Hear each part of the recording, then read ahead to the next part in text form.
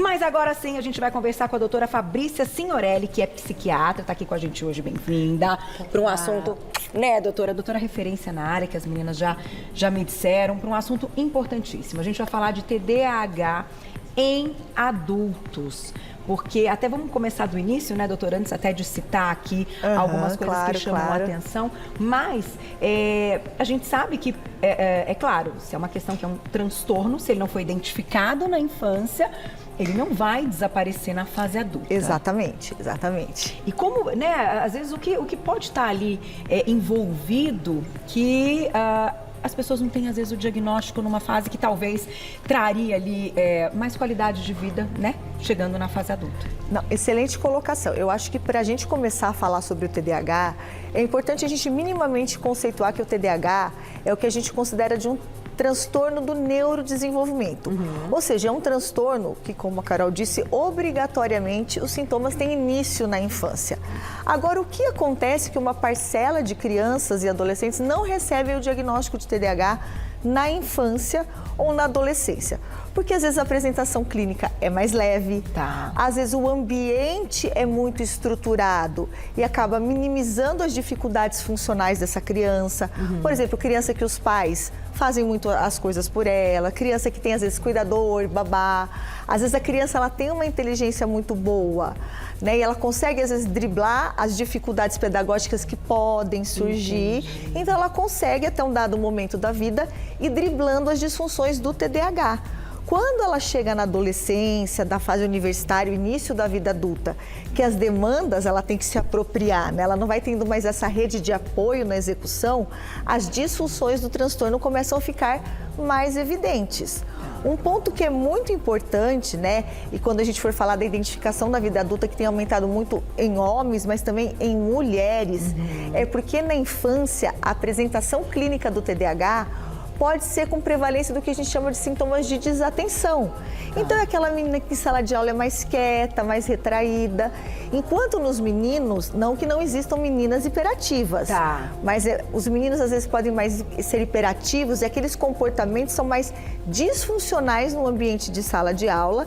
Então, esses meninos são encaminhados mais para a busca de avaliação médica. É como se as meninas passassem despercebidas. Por isso que na infância existe uma desproporção entre o número de meninos diagnosticados e meninas, enquanto na vida adulta, homens e mulheres, os números são muito próximos de casos, de proporção entre gêneros. Que loucura, doutora. E agora, assim, eu acho interessante a gente falar, colocar essa parte também.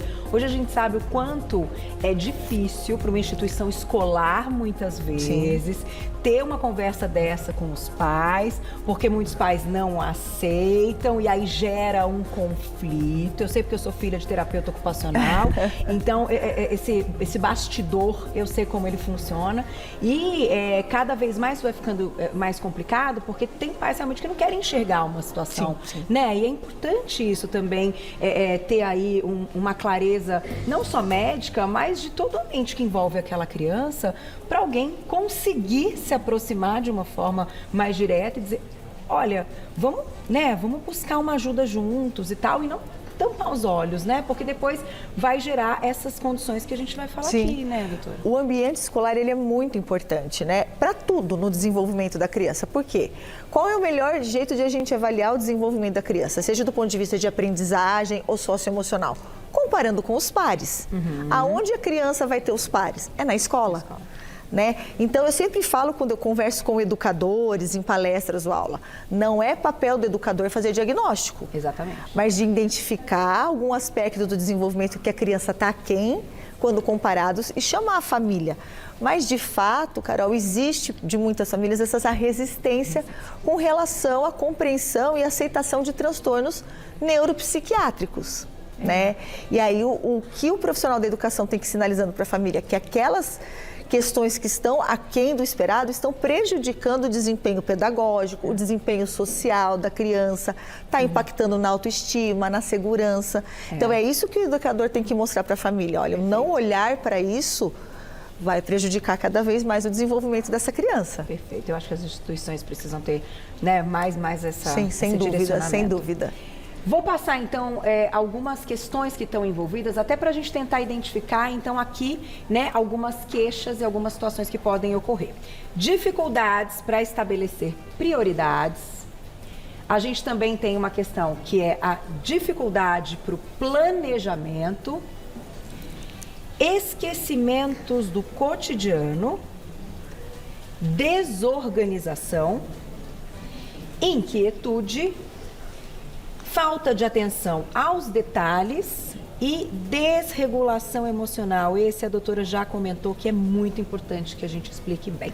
Tá, vamos lá. É super importante essa ilustração para a gente entender os sintomas do TDAH.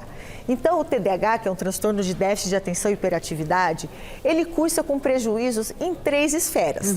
Nossa capacidade de regular a nossa agitação motora, ou seja, os nossos sintomas de hiperatividade, a nossa capacidade de manter o nosso foco atencional. Tá. Obviamente que a atenção de todos nós flutua ao longo do dia, Sim, né, sim, Carol? sem dúvida. E a motivação ela é muito importante para isso.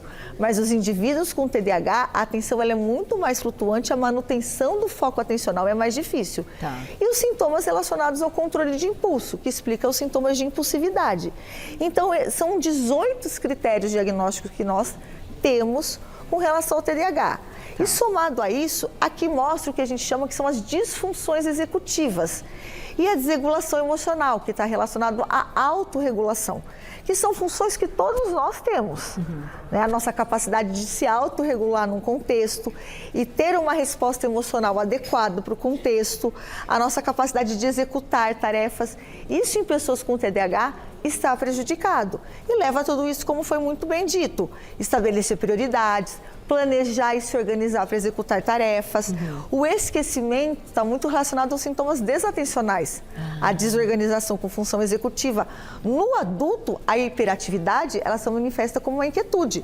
Diferente da criança que o professor fala, sobe na cadeira uma série de coisas, o adulto às vezes é o inquieto na reunião, é o balanço o pé e a mão. Tá, né? Você está digitando às vezes. Isso, está mexendo na tampa da caneta. Entendi. E a regulação emocional está relacionada a essa dificuldade de ter uma resposta emocional. Então, às vezes, aquele adulto que explode sem ter uma situação tão grave para desencadear uma resposta emocional que é desproporcional. Bom, continuando o nosso assunto, já tem perguntinhas do público no @VocêBonitaTV. A gente comentou aqui algumas questões, doutora, você chamou de disfunções executivas. E aí, essa parte da desregulação emocional, você estava me contando até no intervalo que nas mulheres é uma coisa que ela até é pode fortemente marcar, presente. Né? O que acontece? A regulação emocional, ela afeta todas as pessoas com TDAH, embora não seja um critério diagnóstico. Agora, a literatura científica mostra pra gente que a desregulação emocional ela é muito forte no TDAH em mulheres. Tá. Né? Então, ela às vezes ela tem explosões em situações que não era esperado que ela respondesse de uma forma tão intensa. E qual é a preocupação disso? Que muitas vezes é a queixa principal que vai levá-la para o psiquiatra e ela pode receber diagnósticos errados, como o diagnóstico de transtorno afetivo bipolar, como o diagnóstico de um transtorno de personalidade. Não que não possam ser comorbidades, o que significa isso? Acontecer junto. Uma pessoa pode ter o TDAH e ter o transtorno bipolar, mas às vezes ela pode receber o diagnóstico errado. Né? Então, muitas vezes vai ser essa dificuldade de ter uma resposta emocional adequada que vai levar. Aí uma investigação completa vai identificar essas disfunções executivas e o sintoma de desatenção, distração, esquecimento, perder coisas que vão levar ao diagnóstico definitivo do TDAH. E o que você comentou, que é muito interessante, é lembrar como era esse adulto na infância, né? Exatamente. Então, nos meninos, algumas características predominantes e nas meninas outras. Então, é interessante também pensar nisso, né? Um histórico familiar. Então, enfim, alguém, né, se tiver aí pais que possam ir junto na consulta, né? Contar episódios, porque muitas vezes, imagina, né? Ali na infância, a gente não tem essa recordação. Não tem essa recordação, nem essa percepção. Exatamente. Então, acho que é interessante para a gente pensar no diagnóstico. Agora, doutora, a gente tem aqui os medicamentos. Queria que você falasse um pouquinho sobre eles e a grande novidade, o que a gente tem que, né, ter em mente quando a gente fala de medicamentos, principalmente quando o diagnóstico é TDAH. Quando a gente está falando realmente do TDAH no adulto, né, o adulto que chegou para avaliação, é porque aqueles sintomas estão trazendo prejuízos para a vida dele. Prejuízos no ambiente de trabalho, prejuízos no gerenciamento das demandas da família, né? Estudos mostram que o TDAH pode afetar a vida pessoal, a maternidade, né, a parentalidade, ali, o gerenciar as funções da casa. Então, esse adulto chega com sintomas que estão disfuncionais. Aí, o que as diretrizes de tratamento mostram pra gente? A necessidade do tratamento medicamentoso. Por quê? Porque o cérebro da pessoa com TDAH, ele precisa, principalmente aqui, ó, que a gente chama de córtex pré-frontal, de uma regulação de dopamina e noradrenalina. E é isso que o nosso arsenal que hoje a gente tem no Brasil de medicação vai oferecer para o nosso cérebro.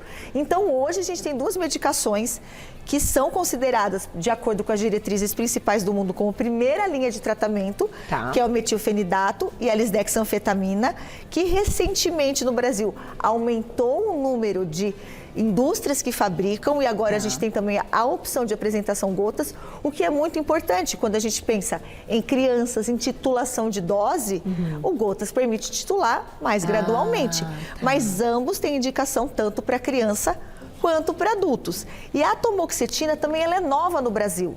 Ela chegou o ano passado, ela foi liberada pela Anvisa e ela é uma medicação não estimulante. Então, para algumas comorbidades, ela tem um papel muito importante. Então, o que eu digo sempre, Carol, ter mais opções permite individualizar o tratamento dos nossos pacientes. Verdade. Então, porque isso é ótimo, né? com certeza. O TDAH ele é extremamente heterogêneo.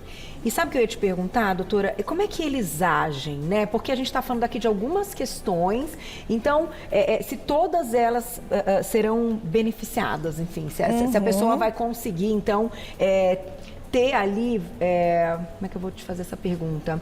Um benefício em quais atividades principais, enfim, para diminuir essa angústia, né, que a vida pessoal está prejudicada, que muitas vezes o trabalho está prejudicado. Em tudo isso? Na verdade, principalmente, existem vários circuitos neuronais, mas o córtex pré-frontal é, vamos dizer, a principal área. Por quê? Porque essa área do cérebro, ela é responsável pelas funções executivas, pelo controle do comportamento, pelo controle das emoções, pela questão de atenção. Então, eu preciso de um córtex pré-frontal funcionando adequadamente.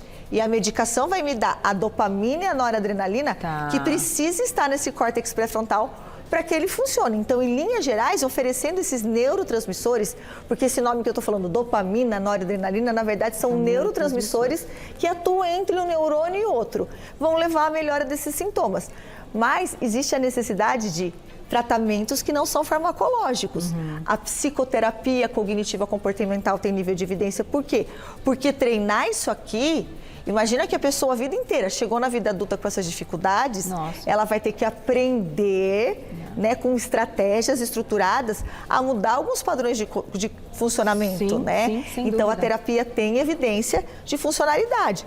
Mudança de hábitos, bom padrão de sono, alimentação, atividade física, tudo isso é importante no tratamento.